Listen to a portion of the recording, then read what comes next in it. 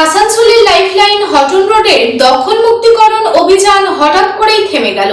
হতবাক শহরবাসী। তবে এর পেছনে কোনো রাজনৈতিক কারণ আছে কিনা তা নিয়ে প্রশ্ন উঠছে ইতিমধ্যেই।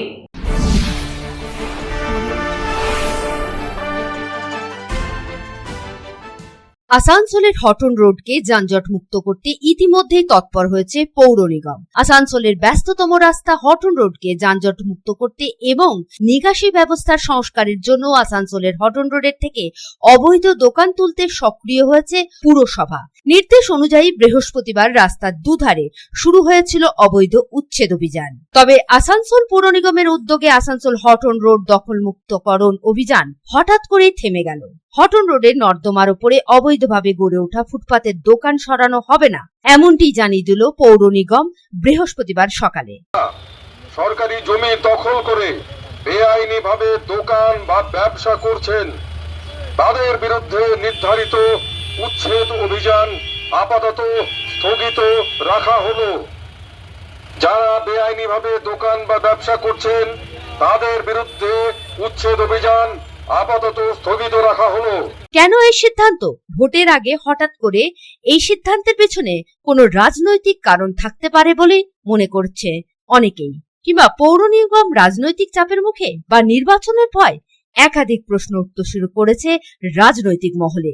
এ বিষয়ে আসানসোলের দক্ষিণের বিধায়িকা অগ্নিমিত্রা পাল বলেন, আজকে যে রাস্তা দিয়ে আমরা সাধারণ মানুষ যাই তা দখলদারি হয়ে গেছে। দোকান উচ্ছেদের সাথে টিএমসির যে পার্টি অফিস আছে সেগুলো কি উচ্ছেদ হবে? তিনি এ বিষয়ে আরো কি বললেন শুনে নেওয়া যাক। আজকে যে রাস্তা হটন রোডের কথা বলা হচ্ছে সেই রাস্তা দিয়ে আমরা হাসপাতালে যাই।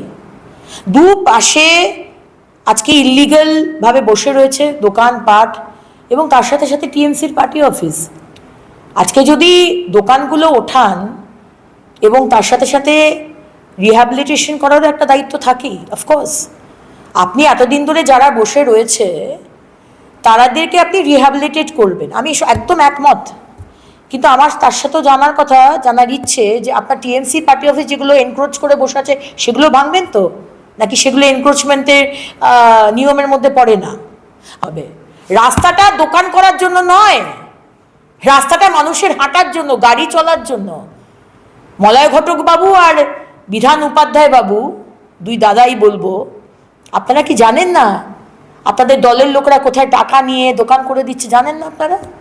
শুধু তো টাকা দিতে হয়, আপনারা সব জানেন, কারণ সেই টাকার ভাগ আপনাদের কাছেও নিশ্চয়ই পৌঁছয়, আপনাদের দলের কাছেও নিশ্চয়ই পৌঁছয়, কর্পোরেশনেও নিশ্চয়ই পৌঁছয়। তবে এ বিষয়ে বৃহস্পতিবার দুপুর 1টায় তৃণমূলের শ্রমিক নেতা রাজু আলুওয়ালিয়া বলেন, যারা দোকান চালাচ্ছে তারা কেউ পুঁজিপতি নয়। যদি বুলডোজার চালাতে হয় তবে বেআইনি কমাर्शियल कॉम्प्लेक्से चालानो हो। देखिए, दुकानदार सब अच्छे परिवार से आते हैं, मजबूरी है उनके पास, उनका परिवार को पालना है। वो सुबह में 10 किलो सेब, केला, बेदाना, 10 रोटी बना के लाते हैं। छोटा छोटा चाय दुकान है, ये कोई पूंजीपति नहीं है। और ये लोग कभी भी हमारी सरकार के विरुद्ध नहीं किया है।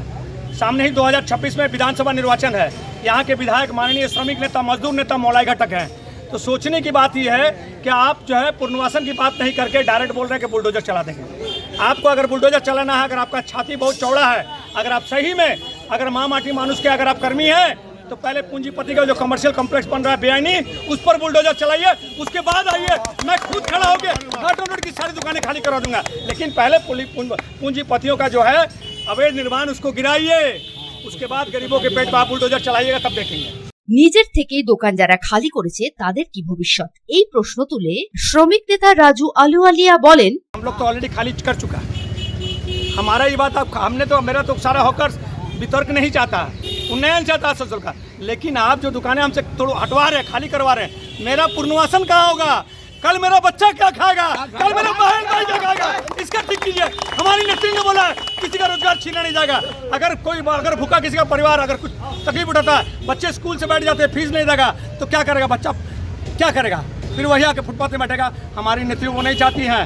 कुछ लोग जो हैं ममता बनर्जी के सपने को चकनाचूर करना चाहते हैं। तृणमूल कांग्रेस के झंडा के नीचे बैठ के ऐसा कतई बर्दाश्त नहीं किया जाएगा। पूंजीपतियों के साथ गोदी में लेके घूमते हैं और गरीबों को लात मारेंगे, ये बर्दाश्त नहीं होगा। उसका जवाब हम लोग देंगे।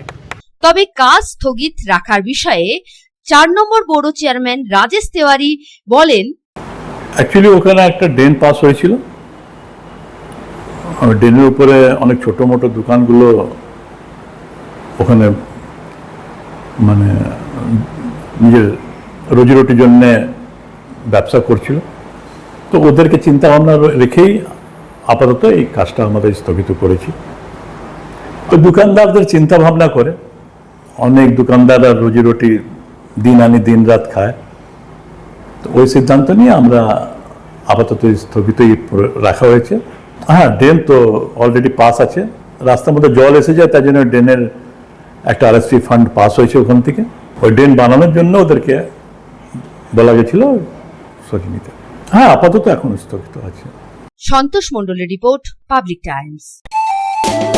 स्वास्थ्य की रक्षा और अधिक पौष्टि एग्रो फ्रेश आटा की रोटी, खुशी परिवार हरदम ताजा टेस्ट, आटा की जगत में एग्रो फ्रेश बेस्ट। संपूर्ण मात्रा में कार्बोहाइड्रेट, प्रोटीन, विटामिन, मिनरल से भरपूर एग्रो फ्रेश आटा, मॉडर्न साइंटिफिक टेक्नोलॉजी से बना हेल्दी एग्रो फ्रेश आटा। रोटी चपाटी पूरी पराठा एग्रो फ्रेश आटा, স্বাস্থ্যোজ্জ্বল দেহে সঠিক